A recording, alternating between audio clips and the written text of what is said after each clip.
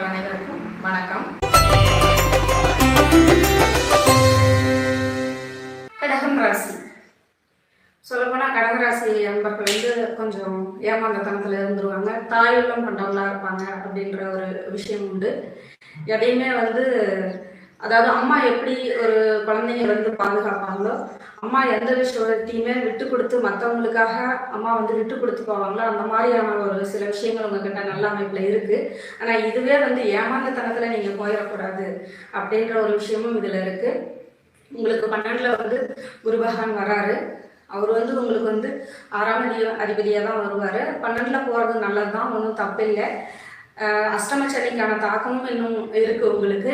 அப்போ கடகராசி அன்பர்கள் பெரும்பாலும் முதலீடு போட்டு தொழில் செய்யலாம், இல்லை ஏதாவது ஒரு புதிய திட்டங்கள் செஞ்சுக்கலாம் அப்படின்ற மாதிரியான ஒரு விஷயத்தில் பெரிய லெவலில் கொண்டு போயிடாதீங்க.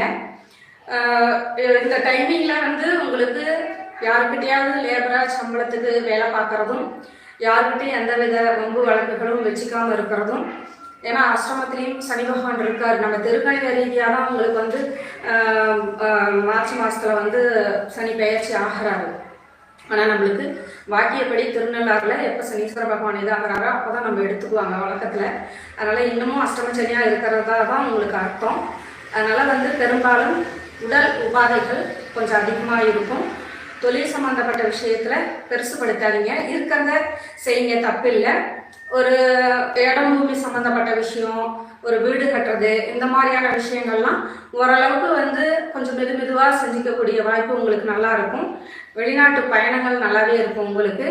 இங்கே இருக்கிறத விட வெளியில் போனால் நல்லது. அதாவது இருக்கிற இடத்த விட்டு கொஞ்சம் வெளியிடங்களில் போய் நீங்கள் ஏதாவது செஞ்சீங்கன்னா அது கொஞ்சம் உங்களுக்கு முன்னேற்றம் கொடுக்கும் அப்படின்ற அளவுக்கு இருக்கிறதுனால அது குடிபெயர்றதாகவும் இருக்கலாம், தொழில் விஷயமா வெளியில் போகிறதா இருக்கலாம், வேலைக்காக வெளியில் போகிறதா இருக்கலாம். கொஞ்சம் இடமாற்றத்தோடு இருக்கிறது உங்களுக்கு நல்லாயிருக்கும் அப்படின்றதும். கண்டிப்பாக உங்களுடைய தாய்தங்களுடைய ஆரோக்கியத்தில் பிரச்சனை வரும்.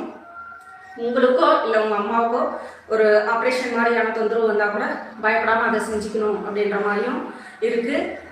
மேக்சிமம் பார்த்தீங்கன்னா சந்திர பகவானோட வீடுன்றதுனால அம்மன் வழிபாடு பண்ணிக்கிட்டு பௌர்ணமி அன்னைக்கு நிலாவை கும்பிட்டுட்டு நீங்கள் வந்துக்கிட்டே இருந்தீங்கனாலும் உங்களுக்கு பெரிய அளவில் கஷ்டங்கள் வராது.